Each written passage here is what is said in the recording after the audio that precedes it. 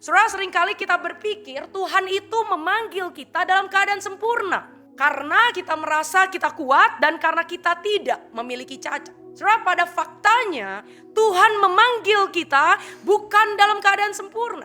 Tetapi Tuhan memanggil kita di tengah-tengah pelayanan justru dalam keberdosaan. Lengkap dengan segala luka dan kelemahan yang kita bawa. Oleh karena itu, saudara, pelayanan bukanlah tempat bagi orang-orang yang tidak pernah terluka.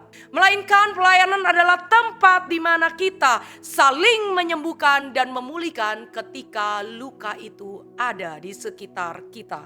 Tentunya hal ini dapat dilakukan hanya dengan anugerah Yesus Kristus.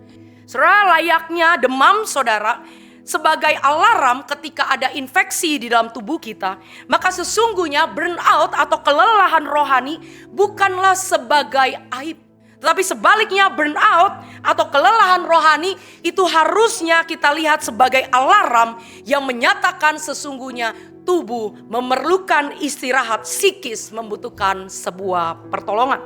Tapi menarik sekali, setelah kemenangan yang luar biasa itu, ketika dia mendengar ada ancaman dari Ratu Isabel, tiba-tiba sang nabi menjadi putus asa dan terpuruk.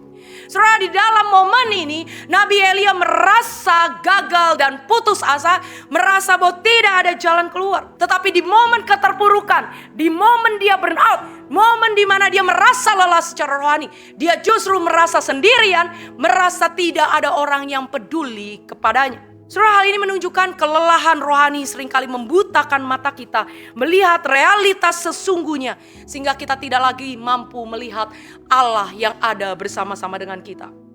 Saudara, dalam hal ini Allah begitu peduli dengan hambanya. Allah memberikan telinga untuk mendengar bagi hambanya. Di dalam bagian ini Allah tidak menjudge Elia, tapi dia justru memberikan ruang yang aman bagi jiwa yang sedang terluka. Di tengah saudara seiman terluka, bukan judgmental yang kita berikan, bukan penghakiman yang kita berikan, tetapi telinga dengan tulus mau mendengarkan. Allah selalu peduli akan apa yang menjadi perasaan kita. Allah peduli dengan kehidupan dan kondisi kita. Ketika kita terluka, tak pernah sekalipun Tuhan biarkan. Namun seringkali kita yang tidak peka terhadap kehadiran Allah.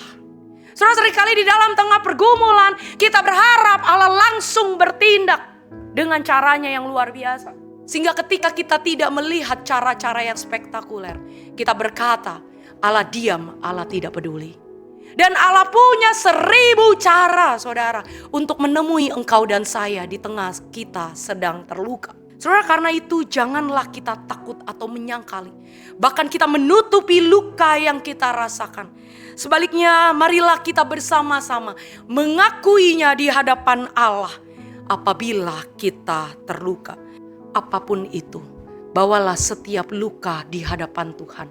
Dan rasakanlah pemulihan sejati daripada Tuhan. Namun, pemulihan yang sejati itu dimulai dengan mengenali dan menyadari kondisi kita yang sedang terluka.